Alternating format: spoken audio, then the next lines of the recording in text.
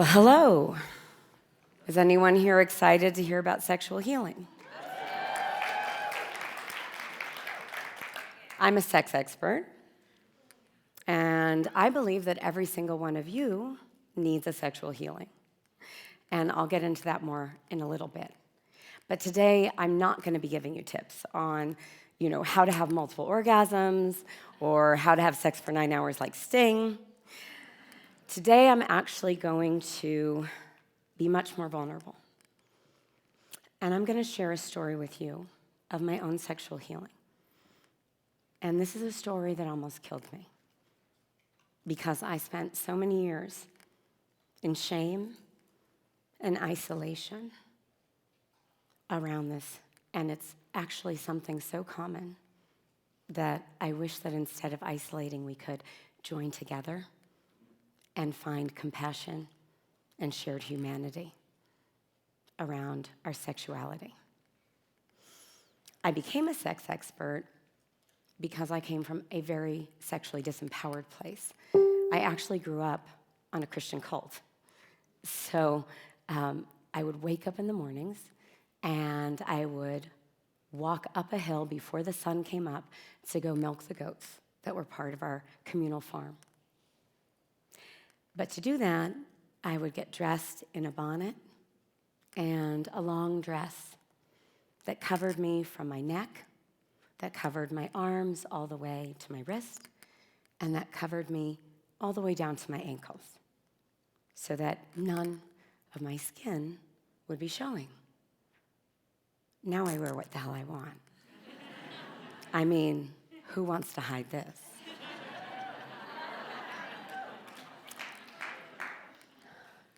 But I was taught, and the reason I dressed that way then was that it was a woman's responsibility to cover her body, or she would make men sin. I remember my mom saying to me, men are dogs. They can't control their sexuality. So if you look at them the wrong way or dress a certain way and something bad happens, it will be your fault. Not only will it be your fault that something happened to you, it will be your fault that you made that man sin. So obviously, I don't believe that anymore. But at the time, I was being told to cover my body because that was a woman's responsibility, but I wasn't a woman. I was a child. I was a 5-year-old girl. I was, taught many other things growing up on a cult, and some of them were very beautiful. I loved certain things about growing up in a cult or a commune. It felt like one big family, and every Sunday we'd get together and we'd have sing-alongs. And I love that feeling of devotion and connection to prayer and God and something bigger than ourselves. And all the other girls on this commune felt like my sisters. And it was so beautiful to have that sense of a family and that kind of idealism. I grew up in a log cabin, and we didn't have indoor plumbing or electricity. Some of my earliest memories was my mom taking care of our family by having an old-fashioned axe and chopping firewood on a stump so that she could put it in a wood-burning stove and feed our family for dinner. And both my parents had actually grown up in the city, but this was at the time of the Vietnam War, and there were a lot of people who were tired of mainstream culture and formed these communes and these cults with very good intentions. But unfortunately, that fairy tale, for me, became much less than a fairy tale. I was also taught that if I went to a movie that wasn't G-rated, devils would attach themselves to my body. And when I walked out, my angels couldn't protect me anymore. I was also taught that speaking in tongues meant Jesus could save me. And I was taught at 5 years old, I remember having a preschool teacher saying, you are all sinners and you will all go to hell unless Jesus saves you. And that fear lived in my body. I was also taught that a good girl should be seen and not heard. I was taught father knows best. And more than anything, never, ever question your parents. I remember looking up, and on the wall, hanging in our home, was a wooden paddle, and engraved on it was a scripture verse. And it said, "Spare the rod and spoil the child." Now, I was so young I didn't understand a lot of the things that were happening, especially the shaming around my body as a female or the shame around sexuality. But it set the stage for me to be ashamed of my body and to be afraid of my sexual power. And then one day, my whole life changed. I was sexually abused. And not once, but for many years. And I look back now, and I wish I could help that little girl. I wish I could help her to ask for help sooner. But I also know the way I was raised set the stage for me to feel it was my fault. I was embarrassed. I was ashamed. And I felt it was my fault. And my abuser was my father. So I was also protecting my abuser. And my mother told me, if you tell anyone what's happening, you won't have any friends. No one's parents will let you spend time with them because you'll be a threat to them. And if you tell anyone what's happening, your father will go to jail, where they'll probably murder him, because in society, pedophiles are probably the most hated population. And she said, once he goes to jail, they'll put you and your brothers in foster care. And no matter how bad you think this is, that will be worse. At least we're your parents, and we love you. So I had nowhere to turn for help. And I think the most damaging thing about trauma is that isolation, and that you begin to think that you're so broken, that you have such a fatal flaw, that if people knew the truth, no one would ever really love you.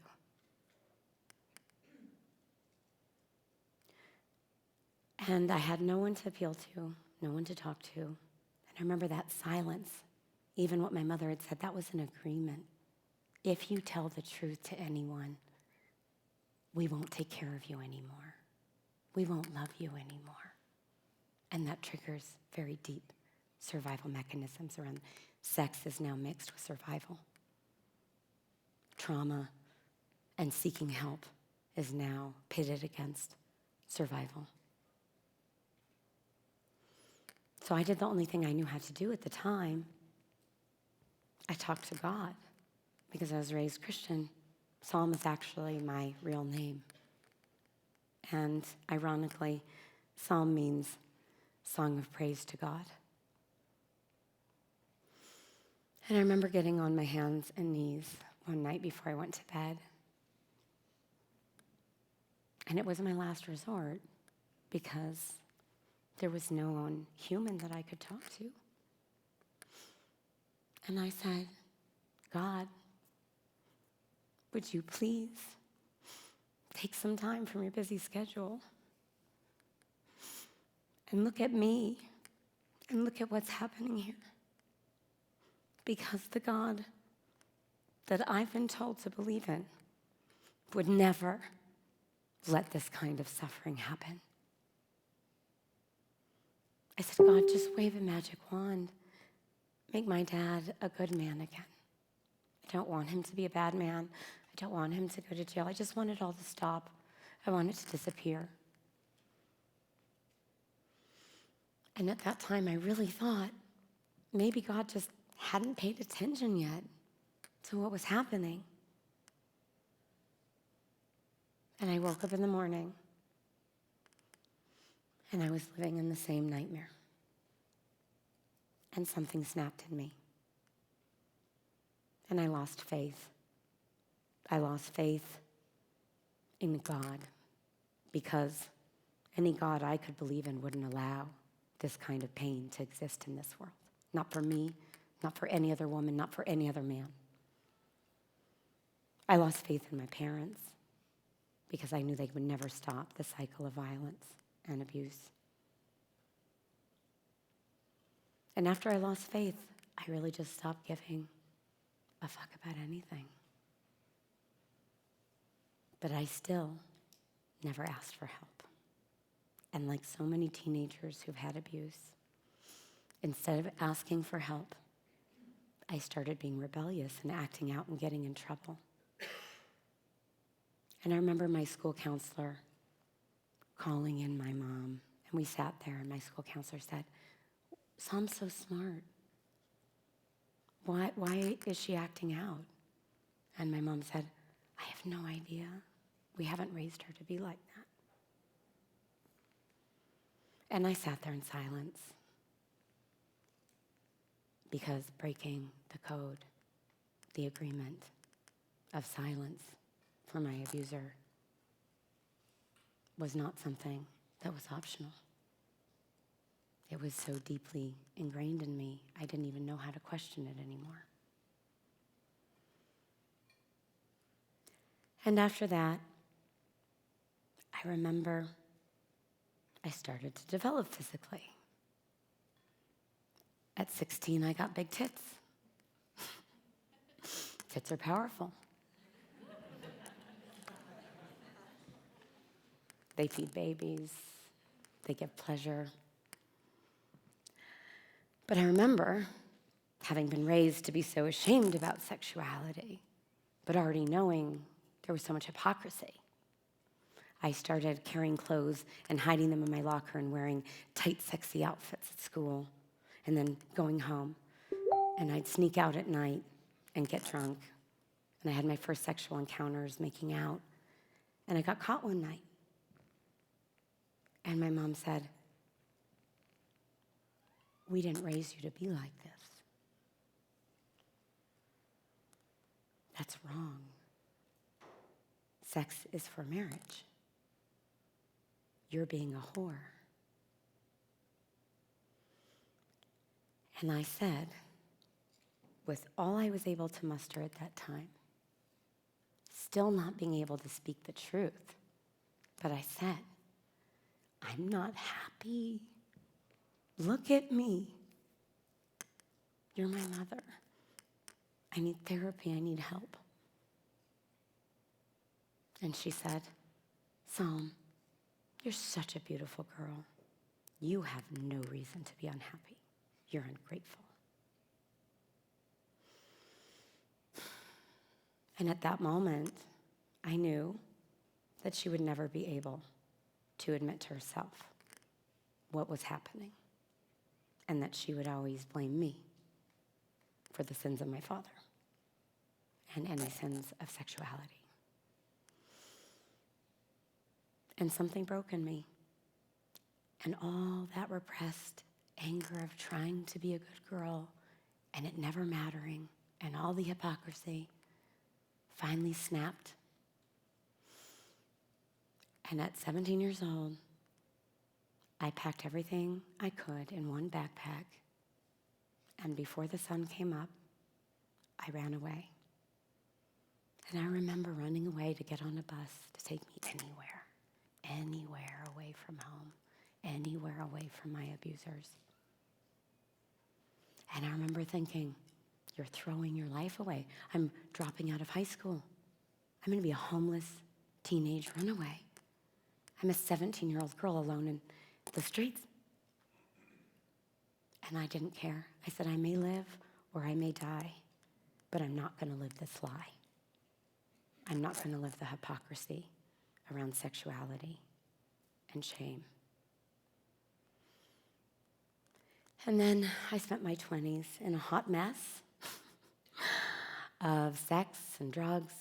I moved to Hollywood, and I used anything I could to escape my pain, but I still kept the secret. I still protected my abuser. I was still afraid of being judged. I was afraid if I told people, no one could really love me. I was too broken and wounded. And I remember it would feel like the red hots, like I couldn't crawl out of my own skin, and the only escape would be maybe drinking, because then I was numb, and then I felt free. Or doing drugs, and then I would feel free. Or sex. I had sex with men. I had sex with women. It was Hollywood. It was an exciting time. I'm not mad at it, except it wasn't empowered. But even in those moments where I would have sex was like my heroin. Some people who've had sexual abuse become hyposexual and they shut down their sexuality. I was hypersexual. Sex was somewhere I could go and escape myself. The French call the orgasm le petit mort, the little death. It means for 1 second in time, my ego dies, time disappears, I forget my name. And I remember, even though at the time they weren't empowered choices, and because I had a sex wound and that hidden guilt and shame, I would have sex, beat myself up about it, and go have disempowered sex again to relieve the pain of beating myself up. That guilt-shame spiral of reenacting. But even then, when I would have sex, I remember feeling like, this is so amazing. This is transcendent. There's something magic here. I would have sex and feel like white light was everywhere. And I felt like I connected with something eternal, with my spirit, with my soul, through that sexual ecstasy. It was sublime. And I knew that I shouldn't feel ashamed about it. But I did feel ashamed because of my sex wound that I hadn't learned to heal. And I felt ashamed because, honestly, in this world, no one knows how to talk about sex. Even people who think they're really open-minded. And I eventually bottomed out in a suicidal episode in an emergency room where I had been diagnosed with bipolar disorder, taking lithium, and I was so tired from the lithium. I gained 30 pounds. I couldn't get out of bed. I felt nothing. I was numb. So then the only thing I knew how to do to take control of that situation was do drugs that I've done before. So I said, okay, if the doctors have me on lithium, I'm going to go take amphetamines. It's like a cup of coffee, right? Because we're dealing in extremes now. So I end up in the emergency room in a heady mixture of lithium and amphetamines. And I'm all alone in the emergency room, shivering. You know those little hospital gowns. You feel like you're naked and they barely even cover your ass crack. And I'm in there alone, shaking, scared. And I start going through my thought process. I'm like, where are my parents? Somebody should come save me right now. Everybody else's parents at least would come and help them, and I don't even have that. I'm so broken. I'm so screwed. I'm more screwed than anyone else in this world. And some other voice finally woke up in me, and it was like, Psalm, that's why you're here. You're here because the 5-year-old little girl screaming inside you, still screaming in silence, acting out with self-destructive behaviors, with addiction and sex and drugs. She wants somebody to save her. But nobody's going to show up. And that voice said, Psalm, this is your last chance. And if you don't get it together, you're going to be dead. And up until that moment in my life, I think I wanted to be dead because life had been too hard and my struggle had crushed my spirit. But at that moment, I woke up and I said, I want to live, and I know I came for a powerful reason. And I said, God, if you get me out of this hospital room, a little bit different. I said, God, if you get me out of this emergency room, I will spend the rest of my life helping other people like me heal from the shame and have sexual healing. And the first step to doing that, after I left that emergency room and had my wake-up rock bottom moment, the first step to get out of rock bottom and being tired of my own bullshit and being tired of playing the victim and deciding only I could save myself, that first step was getting off the medication and replacing it with yoga. So I found yoga classes, and yoga gave me this bridge to finally be like, wow, I don't have to be ashamed of my body. I don't have to numb myself from my body. Until that point, I would numb my body until I'd get drunk, act out, TGIF, and regret it later. Repeat next Friday. And in that moment, when I started doing yoga, I would inhale and exhale and be like, oh my God, there's enough positive energy for me to handle my obstacles. And my spirit is greater than these challenges and traumas. But even with yoga, I knew something was missing because I would go to meditation classes and yoga teachers, and I was like, I need sexual healing. And everybody would be like, oh, well, we don't really talk about that here. I went to a Zen retreat, very beautiful, very peaceful. It helped me to calm my mind, but all the monks are there with shaved heads. I'm like, so the goal is to look like a baby or an old man?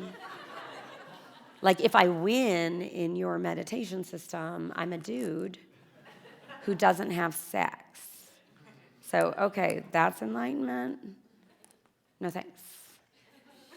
And I was like, there has to be somewhere that all this juiciness is for something good. Take me to where they appreciate that God made me juicy. Where the hell is that? And then I found Tantra. And that same little voice that talked to me in the hospital said, this is it. This is the sexual healing you need, and this is sexual healing the whole world needs. And that little voice said, you have to go to India. You have to go all in. You have to go learn this for yourself and to share with the world. And I was terrified because I had to leave all my security blankets behind.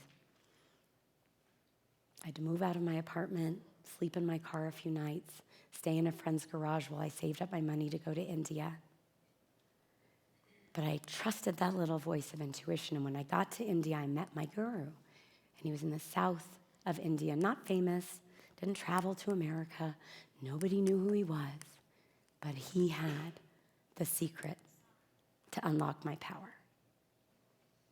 And he taught me that there was a lineage of Tantra over 5,000 years old of sacred sexuality, and that there was actually a time in human history, this isn't woo, there was a time in human history that the oldest images of God or goddess are a female with breast and a vagina, just like mine.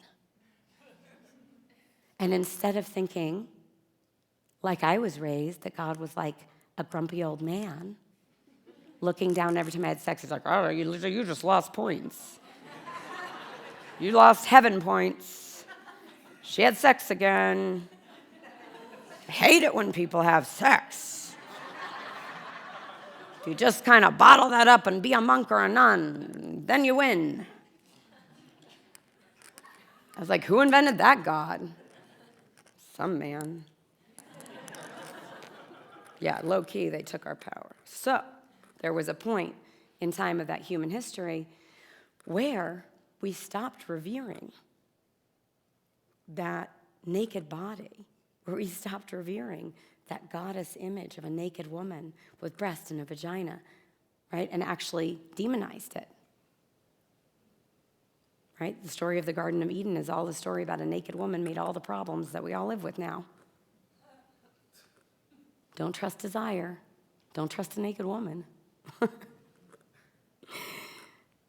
he taught me how to reclaim that path of sacred sexuality, which, again, it's not woo.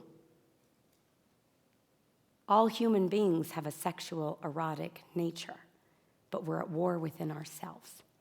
How do we own our sexual, erotic nature without sticking it into the shadow and then acting out bad behaviors, poor behaviors, or suffering that's not necessary? And I found the answer. It was that Tantra. And I remember going into the temple at my guru's ashram, and literally this temple has a statue of a naked woman, just like me, and people would come and pray and touch this image. And in that moment, right, they were honoring the thing I had been taught to be ashamed of. And I had a deja vu moment, and I said, I remember I've been here before. I finally have found my tribe, and it all makes sense. It makes sense to me why I had to live through the suffering and sexual abuse, and it makes sense that that pain that could have crushed me has become my purpose to share with the world.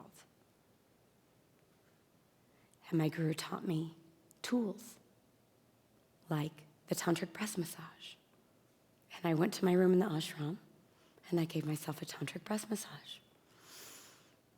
And it was this aha moment that pleasure was actually a path to happiness, and that stimulating this orgasmic pleasure at my breasts, where I've been taught to have body shame, released something called oxytocin, the love and bonding hormone.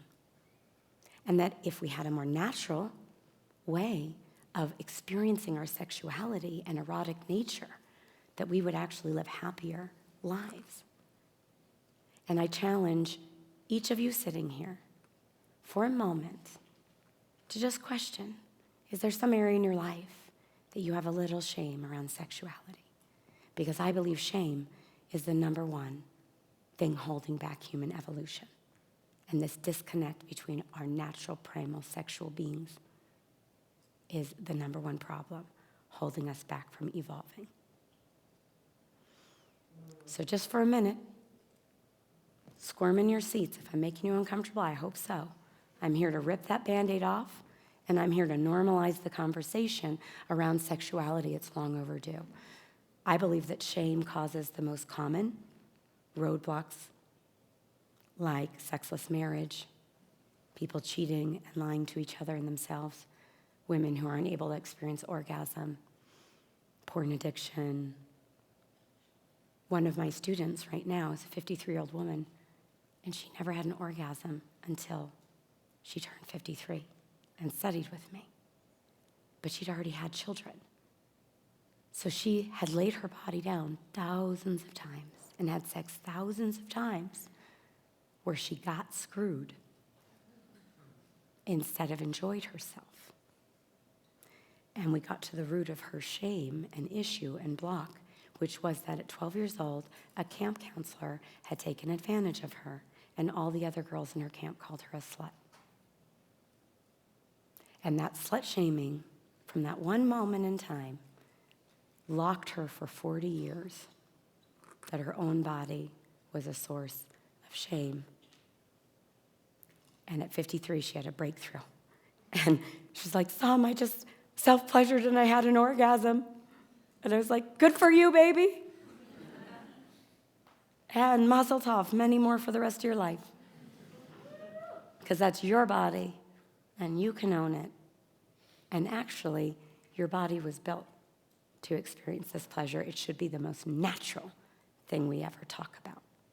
And yet we've turned it into a shadow, and we've demonized it, and we're all suffering because of it. So I just want to thank you for being part of normalizing the conversation around sexuality today, and for being part of this sexual healing that is so necessary for each of us and the whole planet.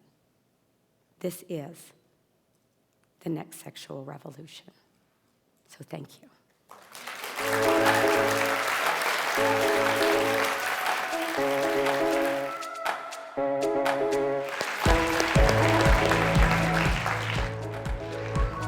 Thank you.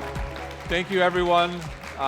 Watching, we're going to break. We'll be back in 45 minutes. So tune back in 45 minutes. Everyone here, we're going to go quickly for lunch. We're going to we're running late. So we're going to be back here at 1:30. So quick lunch. Thank you to our friends at Gardein, our plant-powered lunch. So get some good plant-powered food and be back here at 1:30 to close. Thanks, guys.